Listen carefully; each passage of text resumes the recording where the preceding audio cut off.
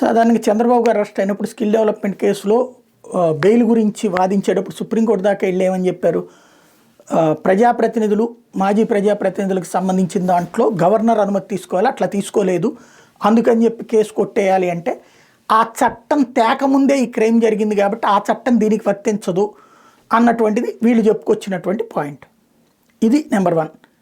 But తర్వాత కేంద్ర ప్రభుత్వం తీసుకొచ్చింది అలా గవర్నర్ల అనుమతి, రాష్ట్రపతుల అనుమతి కావాల్సి ఉంటుంది ఇట్లాంటి వాటిట్లో అన్నటువంటి తేల్చెప్పింది. ఎందుకంటే ప్రతీకార రాజకీయాల దృష్ట్యా పెట్టుకుని. అయితే ఢిల్లీలో ఆమ్ ఆద్మీ పార్టీ ప్రభుత్వానికి సంబంధించి కేజ్రీవాల్ అరెస్ట్కి ఇంతకుముందు గవర్నర్ ఒప్పుకున్నారు.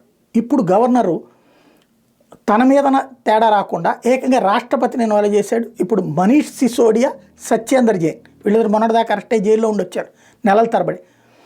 వాళ్ళు 1300 కోట్ల రూపాయల కుంభకోణానికి సంబంధించింది ఏదైతే గవర్నమెంట్ స్కూల్స్లో క్లాస్ రూమ్స్ కన్స్ట్రక్షన్కి సంబంధించిన దాంట్లో 1300 కోట్ల రూపాయలు తినేశారన్నటువంటి కుంభకోణానికి సంబంధించిన ఆరోపణల మీద విచారణ కోసం ఎఫ్ఐఆర్ రిజిస్టర్ చేయడానికి గవర్నర్ పర్మిషన్ అడిగితే గవర్నర్ ప్రెసిడెంట్కి పంపించారు. ప్రెసిడెంట్ ద్రౌపది ముర్ము దాన్ని అప్రూవ్ చేశారు. దీంతో ఇప్పుడు సాధారణంగా కోర్టులు కూడా ఇన్వాల్వ్ కావు, ప్రెసిడెంటే ఓకే చేశాక ఎఫ్ఐఆర్ కట్టినప్పుడు. కాకపోతే అరెస్ట్ మీద స్టే ఇస్తారా ఏంటనేది చూడాలి.